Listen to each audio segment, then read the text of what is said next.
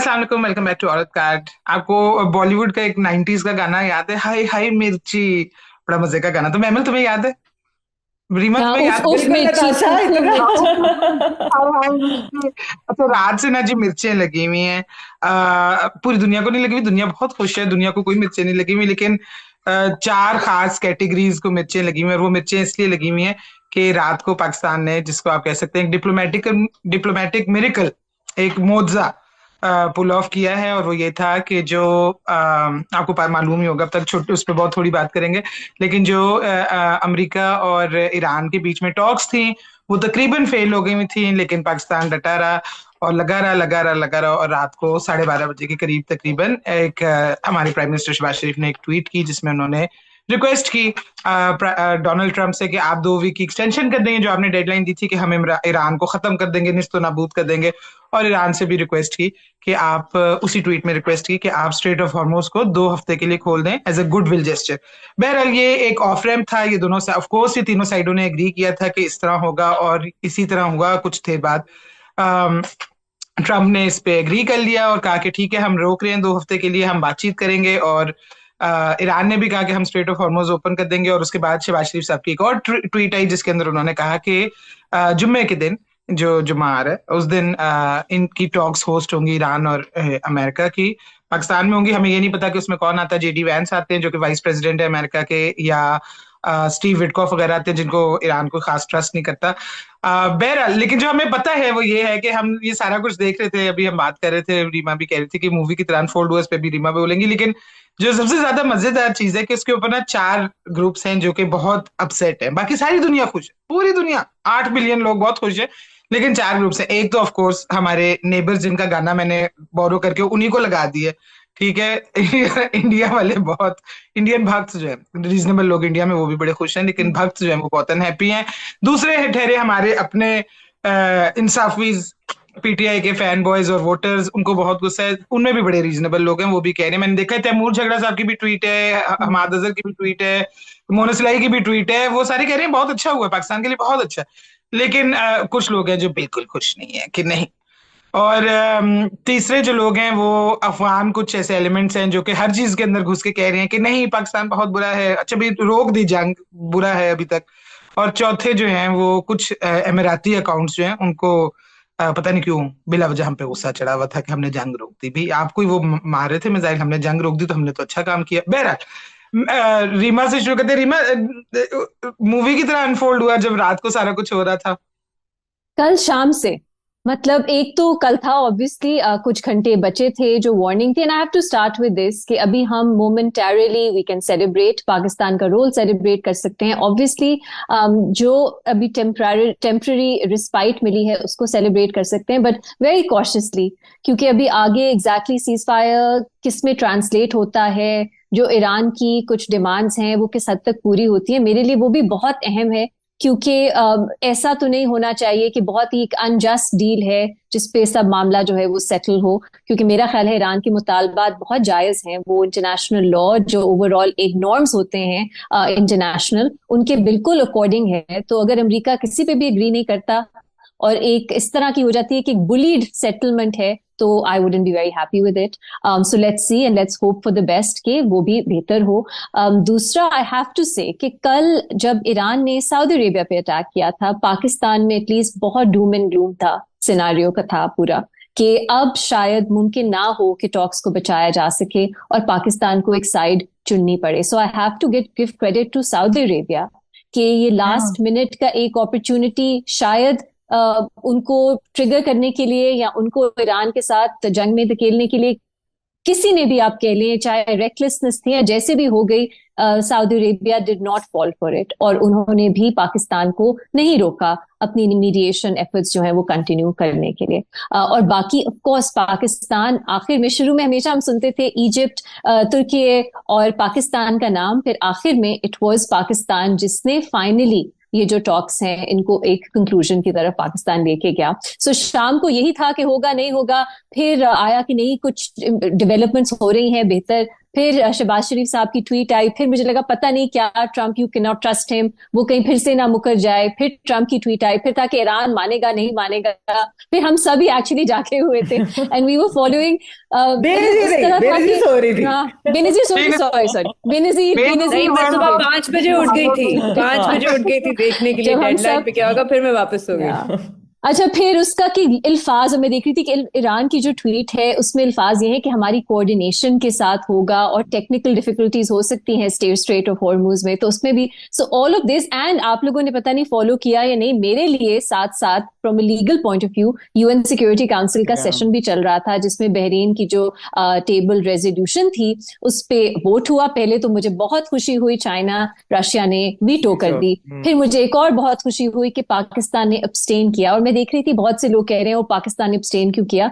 पाकिस्तान ने बहुत अच्छी तरह एक्सप्लेन किया, उन्होंने कहा कि we want to give peace diplomacy a chance. तो I thought that was really short और एंड ईरान ने शुक्रिया ब्यूटीफुली भी किया है डिफरेंट रीमा जी। उसके फिर बाद हमें। Iran thanked Russia and China and also Colombia and Pakistan जिन्होंने abstain किया, and also later Iran thanked Pakistan for its mediation efforts। Russia और चाइना ने भी पाकिस्तान की मीडिएशन एफर्ट्स को बहुत सराहा। तो उस काउंसिल में भी ऐसा लग रहा था that Pakistan is actually being talked about in a positive light हर तरफ से। अमेरिका ने नाम नहीं लिया, लेकिन अमेरिका ने भी कहा कि हम मीडिएशन एफर्ट्स जो है उनको वेलकम कर रहे हैं। सो ये भी सब चल रहा था। So for me it was a very happening day, and I have to say शुरू से जो नेसेयर्स हैं, जो पाकिस्तान के मीडिएशन एफर्ट्स को मॉक कर रहे हैं, कह रहे हैं तो कुछ नहीं है, ये कैसा मुल्क है। एंड मैं आई वुड से पाकिस्तान में भी बहुत से लोग, और कुछ ऐसे लोग भी जो नताशा जिनका आपने जिक्र नहीं किया, मैं कहूंगी रेडिकल लेफ्टिस्ट, जो चाहते हैं कि ईरान जो है वो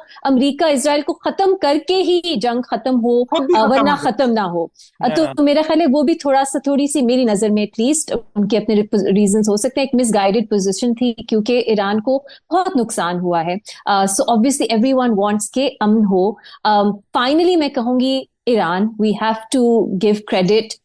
बहुत लोग एक्सपेक्ट नहीं करते थे कि ईरान इस तरह लड़ेगा, और ईरान ने through the way it fought वो अमेरिका को नेगोशिएशन टेबल पे लेके आया। तो मेरा ख्याल है that is where actually Pakistan का रोल बहुत ज्यादा सराहा जाना चाहिए। और पर ईरान ने जो किया, जिस तरह रिस्पॉन्ड किया, उसके बगैर none of this was possible. And finally, मेरे ज्यादा बोल गया मैंने, मैं कहूंगी कि पाकिस्तान ने शुरू में जब ट्रंप को नोबेल पीस प्राइज के लिए नॉमिनेट किया गया था, for me it was uncomfortable, morally uncomfortable decision था। बोर्ड ऑफ पीस को ज्वाइन करना मॉरली अनकंफर्टेबल डिसीजन था। But I am happy to see कि पाकिस्तान ने कोई मॉरली रिपग्नेंट, पाकिस्तान ने ईरान पे जो हमला था उसको कॉल आउट किया, उसको कंडेम किया। पाकिस्तान ने जो इसराइल के सिविलियन इंफ्रास्ट्रक्चर जीसीसी ममालिक में अटैक्स थे उसको भी कंडेम किया। पाकिस्तान ने ओवरऑल कोई ऐसी पोजीशन नहीं ली जो मेरी नजर में मॉरली गलत है। So that is also given, जो जिस पोजीशन में पाकिस्तान था, मैनेजिंग सो मेनी साइड्स जो आपस में इतनी पोलर ऑपोजिट व्यूज रखती हैं, it is nothing short of a miracle, and Pakistan बिल्कुल। Performed exceedingly well. So, as a Pakistani, मैंने पहले भी कहा, I feel very proud that throughout Pakistan was perhaps one of the only countries that have always talked about peace. अमन की बात की throughout. So, yes, अभी पता नहीं हमें सीज फायर कितनी देर तक चलता है, इसराइल चलने देता है नहीं, दुनिया कैसी लगती है, क्योंकि अमेरिका एक बुली है। अमेरिका की जो थ्रेट्स हैं, वॉर क्राइम्स की धमकियां, उसको कैसे आगे लेके चलना है। But all of this for some other time, ये एक सोबर डिस्कशन मांगता है ये topic. But for now, proud Pakistani, and well done to Field Marshal Asim Munir, Shehbaz Sharif Saab, and Ishaq Dar Saab. They've really done so well and made us all proud. Natasha बताओ बेनजीर कि रात को, हाँ, sorry मैं इसमें वो add कर चल के, रात को ये बिल्कुल ना वो वाली फीलिंग थी कि जो हमने देखा कि जब पाकिस्तान और इंडिया की जंग हो रही थी ना, यानी कि 7 मई से वो 10 मई तक वाला जो सब चल रहा था, एग्जैक्टली जब ये मतलब पहले शहबाज साहब की ट्वीट है, और वही बात है कि आपको था कि जब तक ट्रंप नहीं कोई ट्वीट करेगा, यानी कि वो कोई पोस्ट नहीं करेगा, तो तब तक पता नहीं क्या होगा, क्योंकि पहले भी हम ये सुन चुके थे। लेकिन एक वो इंडिकेशन थी कि शहबाज शरीफ की ट्वीट है, इसका मतलब है कि कोई चीज डिसाइड हुई है between the other two sides, तो इसलिए हमारी ये ट्वीट आई है।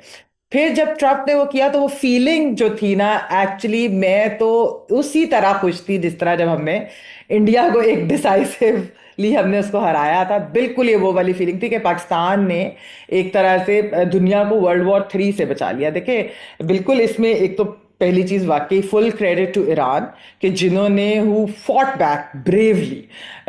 अमेरिका और इसराइल ने जो एक अनप्रोवोक्ड इलीगल वॉर जो की थी उसको जिस तरीके से उन्होंने जवाब दिया, जिस तरीके से उन्होंने किया, हालांकि खामेनेई की शहादत हो जाए, लारेंजानी की शहादत हो जाए और बहुत सारे लोग फिर सिविलियन बहुत लोग के कॉस्ट। जितना बच्चे, और बहुत बड़ी कॉस्ट उन्होंने पे की, उसके बावजूद जिस तरीके से एक स्मूथ ट्रांजिशन भी और वो लड़ते रहे। अच्छा, और फिर जो चीज़ है इसके अंदर एक और चीज़ भी, जैसे रीमा भी अभी सऊदी अरब के रोल की बात करी थी, आप देखें कि वेस्टर्न मीडिया की क्रेडिबिलिटी, बल्कि क्रेडिबिलिटी क्या मतलब उनके, हमने गजा के अंदर भी, गजा की जेनोसाइड के अंदर उनकी क्रेडिबिलिटी वैसे देख ली, लेकिन सब प्लांटेड खबरें लगा रहे थे कि सऊदी अरब चाहता है कि ईरान को तबाह कर दिया जाए, सऊदी अरब अमेरिका से कह रहा है। हालांकि हमने ये देखा कि जो, और पाकिस्तान के अंदर ये सब कह रहे थे बार बार पाकिस्तानी जर्नलिस्ट कि नहीं, सऊदी अरब के पास जब हम गए भी हैं, आपको पता है शहबाज साहब और सीडीएफ दोनों गए और वो मिले भी, उधर भी यही कहा गया कि ये चीज नहीं होनी चाहिए, हम इस जंग में नहीं पड़ना चाहते। सऊदी अरब का पहले दिन से ये मौकफ था और इसीलिए जो इजिप्ट, टर्की और पाकिस्तान एफर्ट्स कर रहे थे, जब वो हुआ तो इधर क्वाड की मीटिंग में सऊदी अरब भी था।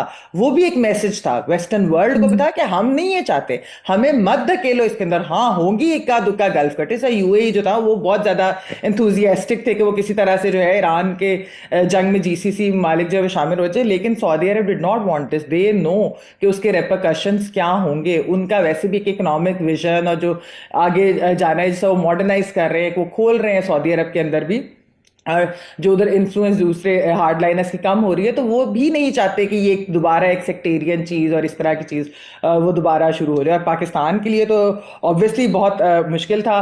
और ये बात दुरुस्त है कि पिछले 2 हफ्तों में पाकिस्तान ने जिस तरीके से, पहले दिन से कर रहे थे हम कोशिश, क्योंकि हमें ही पता था एक तो ईरान हमारा नेबर है, फिर सेकेंड लार्जेस्ट शिया पॉपुलेशन आफ्टर ईरान पाकिस्तान के अंदर है, हम वो फॉल्ट लाइन्स भी नहीं खोलना चाहते, फिर हमें ये भी पता था कि इंडिया और इसराइल का गठजोड़ है, ईरान के अंदर अगर कुछ होता है तो वो हमारे लिए कितना ज्यादा नुकसानदेह भी होगा।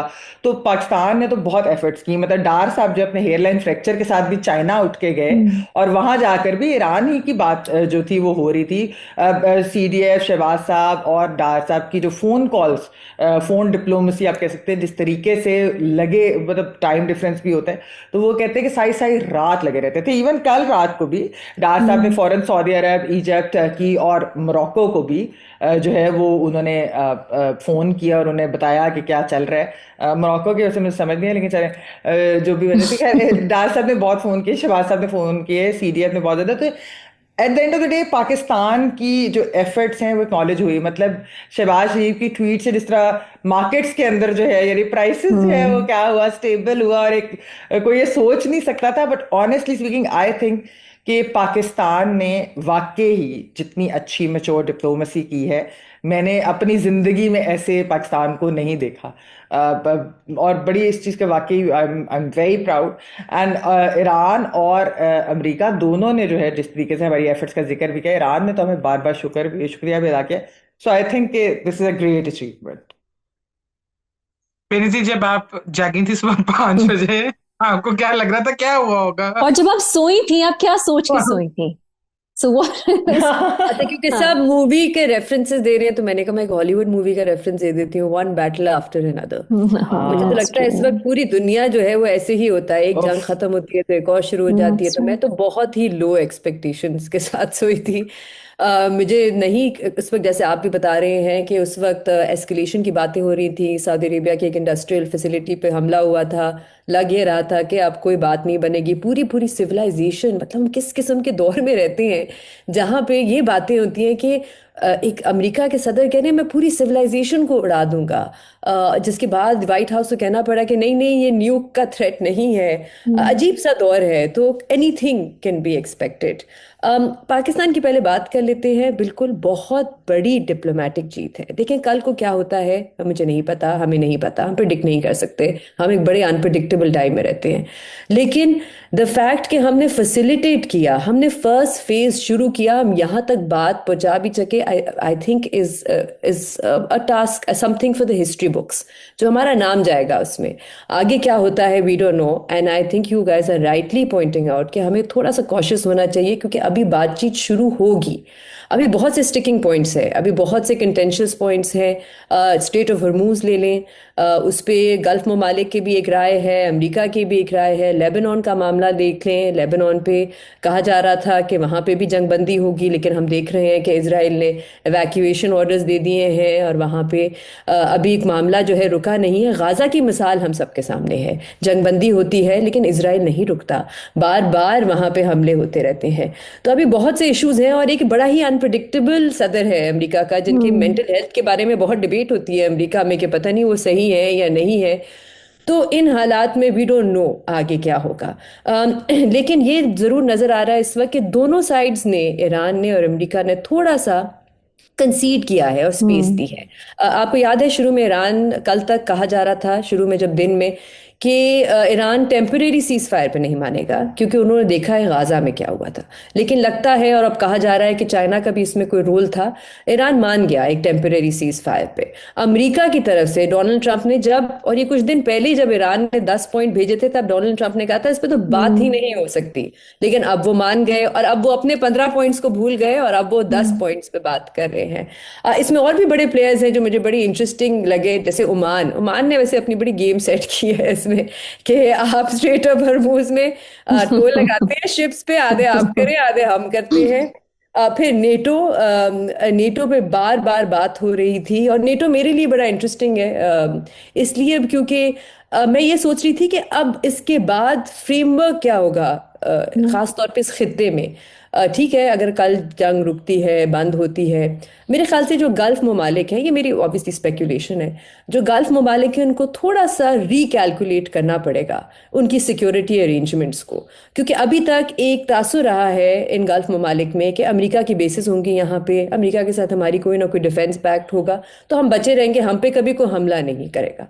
लेकिन अमेरिका ने इसमें साबित कर दिया इस जंग में कि अगर आपका नाम इजराइल नहीं है तो हम आपके लिए कभी नहीं आएंगे। तो मेरे ख्याल से शायद नेटो जैसा कोई डिफेंस पैक्ट हो सकता है ईरान के साथ इन गल्फ ममालिक को करने की जरूरत है, क्योंकि अब जो भी बातचीत होगी उसमें ईरान और गल्फ ममालिक को शामिल करना बहुत जरूरी है, क्योंकि वो डायरेक्ट इफेक्टीज है इस चीज में। एक आखिरी बात, शायद ये थोड़ी सी अनपॉपुलर ओपिनियन है, पर मेरे ख्याल से ये बात करना जरूरी है कि इस वक्त, अच्छा जब जंग शुरू हो रही थी तब अमेरिका को कहा जाता था कि इसमें मत जाएं, खमेनी को मत हटाएं, ये IRGC आ जाएंगे, ये हॉक्स हैं और ये ज़्यादा मुश्किल होगा इनके साथ डील करना। अमेरिका ने नहीं सुनी, उन्होंने हटा दिया। इस वक्त जो हुकूमत है या जो भी एडमिनिस्ट्रेटिव सिस्टम है इस वक्त ईरान में, उनके बारे में कहा जाता है कि ये हॉक्स है। अब मुझे नहीं पता कि जो ईरान में जो लोग हैं जो अपने हकूक़ के लिए लड़ रहे थे जंग शुरू होने से पहले, उन पे इसका क्या असर पड़ेगा। क्या वो अब भी निकल सकेंगे, अपने हकूक़ के लिए लड़ सकेंगे। हमें ये चीज़ें भूलनी नहीं चाहिए कि वहाँ पे एक एक्चुअल स्ट्रगल चल रही थी जब अमेरिका, और ये सारी गलती ऑब्वियसली आप सारी रिस्पॉन्सिबिलिटी अमेरिका पे डालेंगे, जिनकी वजह से आके उन्होंने पूरा एक निज़ाम हटा के अब एक सेकेंड टियर लीडरशिप आई है। उसका रीजनल इम्पैक्ट क्या होगा, उसका मुल्क में इम्पैक्ट क्या होगा। जब ये जंग चल रही थी इस पर ज़्यादा बात नहीं हो रही थी, लेकिन वहाँ पे काफ़ी ज़्यादा ईरान में एग्जीक्यूशंस भी हुई हैं। बहुत से जो प्रोटेस्टर्स थे जिनके नाम आ रहे थे, कुछ बहुत यंग थे, उनको एग्जीक्यूट किया गया है, उनको डेथ सेंटेंसेस दी गई हैं। तो ये भी देखना होगा कि आगे जाके ये क्या सिस्टम बनता है। नेटो पे मैं बस आखिरी बात कहना चाहूँगी कि मुझे बड़ी हंसी आती थी क्योंकि डोनाल्ड ट्रंप तकीरीबन रोज सुबह उठ के नेटो को ना वो यू वाले ताने देते थे, जलील करते थे। बदवाओं तक आ गए थे, वो नहीं होते वो बदवाएं कि कीड़े पड़े तुम लोगों को, उस किस्म की थी नेटो। मैंने नहीं खुलवानी strait of Natasha, But can I just say, sorry, Benazir mentioned कि कुछ recalibration जो है, rethinking मिडल ईस्ट में गल्फ ममालिक को करनी चाहिए। आई थिंक यूरोप को भी करनी चाहिए, पूरी दुनिया को करनी चाहिए, क्योंकि इस वक्त जो हमारा सिस्टम है it is not working. America जो है can not be trusted, we are moving towards something new, और उसमें आप जितनी अपनी एक से आप दे सकते हो, it's very important. So I think it's a lesson for the whole world कि things cannot continue as they were before Gaza in particular and now Iran की जंग के बाद। बट सो या और दिस इज इसमें ऑब्वियसली अ एक एक मच छोटी सी लार्जर चीज, कॉन्वर्सेशन। हाँ नताशा, इससे निताशा पहले वो आपका ये आप कि हाँ सिर्फ मैं छोटी सी चीज कहना चाहिए कि देखिए जो एक एक साइलेंस भी हमने कुछ ममालिक की देखी ना, खासतौर पे ईरान के ऊपर, क्योंकि एक ईरान के खिलाफ इतना प्रोपेगेंडा वेस्ट के अंदर भी है। वो जो हमने साइलेंस देखी, ये भी ऑप्शन नहीं होना चाहिए। जो चीज गलत है, मतलब वो पहले हमने गजा की जेनोसाइड पे तो हमने साथ दी, बहुत सारे वेस्टर्न ममालिक ने साथ दिया इसराइल का उस वक्त। बाद में जो है वो उन्होंने यू टर्न उस चीज के ऊपर लिया, उन्हें रियलाइज हुआ कि इसराइल कर क्या रहा है। और ईरान के ऊपर भी हमने शुरू में साइलेंस देखी, तो ये साइलेंस बिल्कुल नहीं होनी चाहिए। ये भी जो न्यू वर्ल्ड ऑर्डर बनेगा मेरे ख्याल में, इसके अंदर इस चीज को मद्देनजर कि जहां ज्यादा जुल्म हो रहा है उस पर बोलना चाहिए। अरे मैं इसमें सिर्फ एक छोटी सी बात करके खत्म करना चाहती हूँ, और मैं एड्रेस करना चाहती हूँ जो हमारे पाकिस्तानी डायस्पोरा है उसको। मैं कहना चाहती हूँ हमने इस पूरी जंग में एक चीज देखी जो बड़ी ही बदसूरत थी, जो बड़ी अगली थी और जो बड़ी खौफनाक थी, और वो ये थी कि जो ईरानी डायस्पोरा, डायस्पोरा से हमारी मुराद है कि जो ईरानी लोग बाहर के नेशनल है और बाहर रहते हैं, जो ईरानी डायस्पोरा है उन्होंने कितना गंदा रोल प्ले किया इस पूरी चीज में। उन्होंने अपने मुल्क के लोगों को मरवाने में, अपने मुल्क के इंफ्रास्ट्रक्चर को तबाह कराने में, अपने मुल्क के लीडरान को, जिनसे आप नहीं एग्री करते बेशक, उनको अमेरिका के और इसराइल के हाथों मरवाने में, और इतनी असैसिनेशंस करने में, लोग इंफ्रास्ट्रक्चर की तबाही, ऑयल रिग्स की तबाही, ये आपके मुल्क के एसेट से ये सारा काम चीयर लीड कर रहे थे साइड से बैठ के जी ईरानी डायस्पोरा।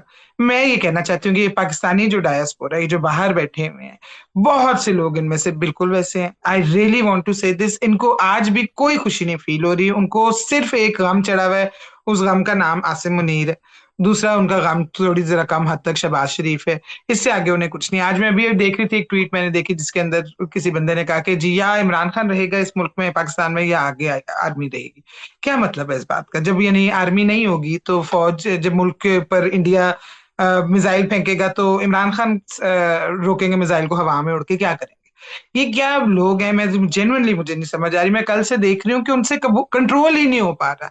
नहीं, मेरा ख्याल है कि ये आपकी जितनी भी डिसएग्रीमेंट है, आपको जितनी भी नफरत हो जो भी पाकिस्तान में हुआ, आपको लगता है आपके लीडर के साथ बहुत ज्यादती हुई है, आपका लीडर जेल में है, ये सारी बातें, और आपके बाकी पॉलिटिकल लीडर्स भी जेल में, ये सब बातें ठीक है। आप मुल्क से नफरत जो है ना, आपको भी कल को यूज किया जाएगा। मुझे तो दिल में ये जेन्युइन खौफ बैठ गया हुआ है कि जैसे इस ईरानी डायस्पोरा को यूज किया गया ईरान की तबाही के लिए, आप जैसे लोगों को कल वेस्टर्न कंट्रीज यूज करेंगी हमारी तबाही को फेरने की कोशिश करने के लिए। इसलिए खुदा का वास्ता है, ये बंद करें। आपकी मुल्क जितनी लड़ाई है, आप जिस पे तनकीद करनी है उस पे करें। आपको पाकिस्तान जहां पे अच्छा कर रहा है वहां पे खुशी भी नहीं हो रही।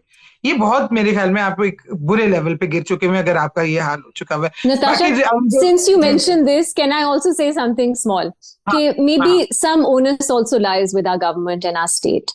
कि when it comes to Pakistan survival या पाकिस्तान का foreign policy या इस तरह का, a lot of us, हम अपनी रियासत के साथ खड़े होते हैं, हम सेलिब्रेट करते हैं, हम प्राउड फील करते हैं, लेकिन जब हमारी इंटरनल सिचुएशन की बात होती है तो फिर हमारी तनकीद को भी मतलब गुड फेथ में ही लिया जाए, क्योंकि पाकिस्तान में इंटरनल इस ये वक्त तो जो इंसानी ठीक है ना, हुकूक की हाँ, ये तो सिचुएशन है, genuinely बट उनको दुख लगा हुआ है इस वक्त। हाँ और नहीं, वो मैं उनकी बात नहीं कर रही, नहीं बट नहीं, मैं कह रही रीमा हूँ तो जब अलहदा इतना ओवरऑल हुकूक एक है और बात। होना पूरी चाहिए, दुनिया में थोड़ा लोग ओनस genuinely कह रहे हैं। हमारी रियासत पे भी होना चाहिए कि वो सिचुएशन जिस हद तक, ताकि एटलीस्ट उनके साथ लोग खड़े हों। बिकॉज ऐसा ना हो कि हमें बिल्कुल ही करना पड़े कि पाकिस्तान इंटरनली जो है वो किस तरह का है। और मतलब I am just saying now is not the right time to speak about this, because हमारी वीडियो का मकसद मुख्तलिफ है। बट मैं सिर्फ ये कहूंगी ओनस हमारी रियासत हुकूमत पे भी कुछ हद तक आता है कि वो कंट्रोल करें नहीं नहीं, जिस बिल्कुल हद आता तक। है। हाँ। आप बिल्कुल उन्हें ब्लेम करें, आप उन्हें जो हम्म। कहना चाहते हैं कहें, आप प्रोटेस्ट करें, आप जो करना है करें। आप लोगों ने किया तो था 2 साल, तकरीबन 1.5 साल, लेकिन इसका ये मतलब नहीं है जो ये चल रहा है दिस इज, मुझे तो बिल्कुल वो हाँ लगता है कि लिसन। और आपकी नताशा से कोई मैं वो नहीं रहेगी। एक चीज बताऊं, जो अभी आप देखें, असल मसला ये है कि ठीक है, पाकिस्तान को बहुत साथ रिकग्नाइज भी कर रहे हैं, ग्लोबली हर चीज हो रही है, लेकिन पाकिस्तान को खतरा भी है, और वो है जो इसराइल इंडिया का नेक्सस। और इसराइल को बहुत गुस्सा है हम पर, क्योंकि हमने ये चीज कही, Israel did not want this cease fire. अभी भी इस वक्त भी वो लेबनान का सीज फायर जो कि अनाउंस किया शहबाज साहब ने, उसको वायलेट कर रहा है और उसे बल्कि मान भी नहीं रहा। तो आप ये देखें कि वो पाकिस्तान से खुश नहीं है। तो अब ये पाकिस्तान के अंदर भी इंडिया के साथ मिलकर जो ऑलरेडी टेररिज्म और चीजें हो रही थी, मेरे ख्याल में वो उसके अंदर भी ये अपना शेयर भी डालेंगे। तो ये भी एक पाकिस्तान के लिए जरा एक बिल्कुल, ये डेंजरस। हमारे लिए काफी खतरों की बात है कि हमारे लिए बहुत बेहतर है कि ईरान में जो इस वक्त हुकूमत है वो चलती रहे, और इजरायली टाइप हुकूमत, pro India pro Israel type हुकूमत जो कि हमारे साथ बहुत ज्यादा मसाइल कर सकती है, वो ना आए। बहरहाल आगे देखते हैं क्या हम्म। होता है। लास्ट बात में सिर्फ ये कहना चाहती थी जयशंकर साहब को कि कैसी लगी दलाली। फिर आपको अगर हमारी वीडियो अच्छी लगी है तो प्लीज लाइक कीजिएगा, चैनल को सब्सक्राइब कीजिएगा और हमें कमेंट्स में बताएं कि हमने जयशंकर साहब को ठीक अटैक किया या ज्यादा करना चाहिए था या कम करना चाहिए था, और हमारी दलाली के जो फ्रूट मिले उनका आपका उनके बारे में क्या ख्याल है। Thank you for watching all of that.